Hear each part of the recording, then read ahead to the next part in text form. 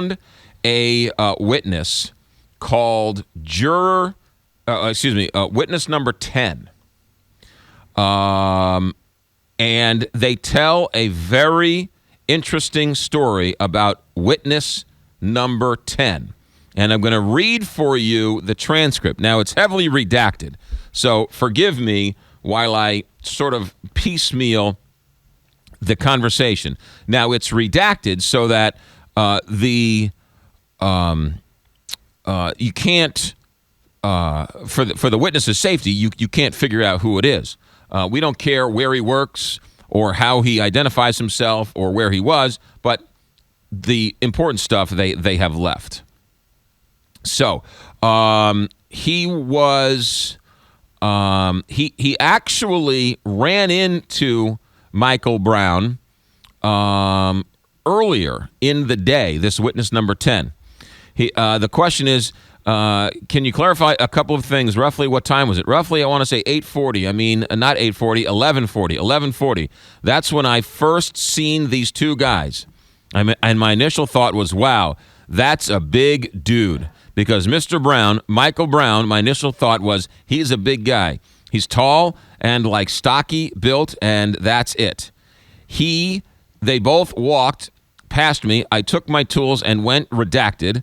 I came back outside redacted to get some more stuff, and I looked down the street, and I seen the police car at a slant, and I seen Mr. Brown in the window of the police car.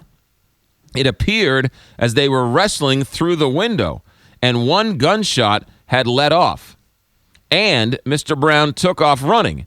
And my first thought was like, oh my gosh, did I actually just witness a police officer being murdered?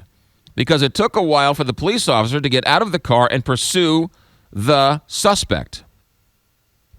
And I want to say maybe 6 seconds, but it seemed like it was forever after the first gunshot. So the police officer exited the vehicle with his weapon drawn, pursuing Mr. Brown. Mr. Brown was quite a distance as he stopped, and when he stopped, he didn't get down on the ground or anything. He turned around, and he did some type of movement. I never seen him put his hands up or anything. I can't recall the movement that he did. I'm not sure if he pulled his pants up or whatever he did, but I seen some type of movement, and he started charging towards the police officer. The police officer then returned fire. Well, not returned fire, opened fire on Mr. Brown. If I had to guess the shots, the distance between him and Mr. Brown, I would have to say between 5 and 10 yards, and the shots that were fired were 5 to 6 shots fired, and, new page, Mr. Brown was standing up.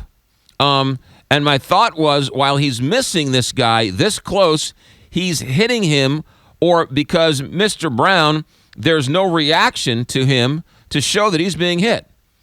After that, Mr. Brown then paused. He stopped running, and when he stopped running, the police officer stopped firing. And then Mr. Brown continued, started again to charge towards him, and after the police officer returned fire, well, not returned, I'm using the wrong, started to fire once more at him.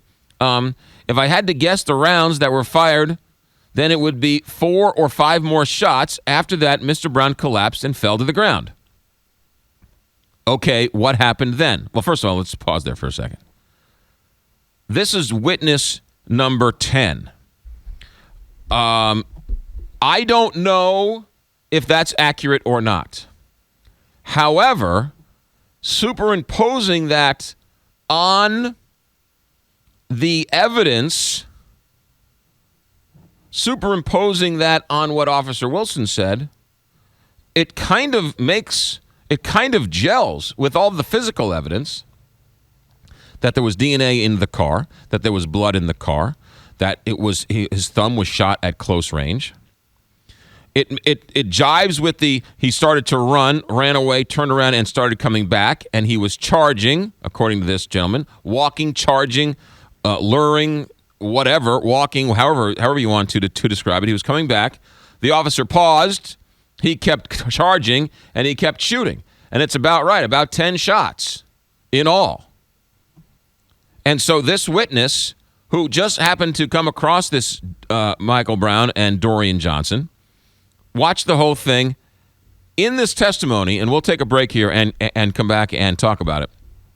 They talk about how he went to the police and said, I saw the shooting and I'd like to tell you what happened. So this man doesn't have an axe to grind. Much more different story than hands up, don't shoot. He was shot in the back.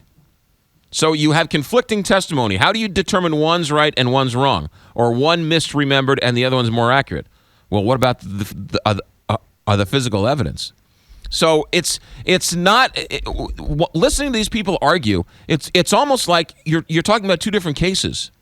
You know, people want to disregard a witness like this witness 10 who lays it out there, but yet wants to say Dorian Johnson's exactly right. Well, I don't know if Dorian Johnson's exactly right, but the physical evidence doesn't support his claim. The physical evidence supports this guy's claim. So somehow we're terrible, and the grand jury is awful because they decided, well, wait a minute, the guy's innocent. This is how it went down. And it's a classic example of believing what you want to believe. 9:33 here on the Big 550 KTRS. We'll come back, take a couple phone calls, and then I want to read more from this witness number 10 testimony. It's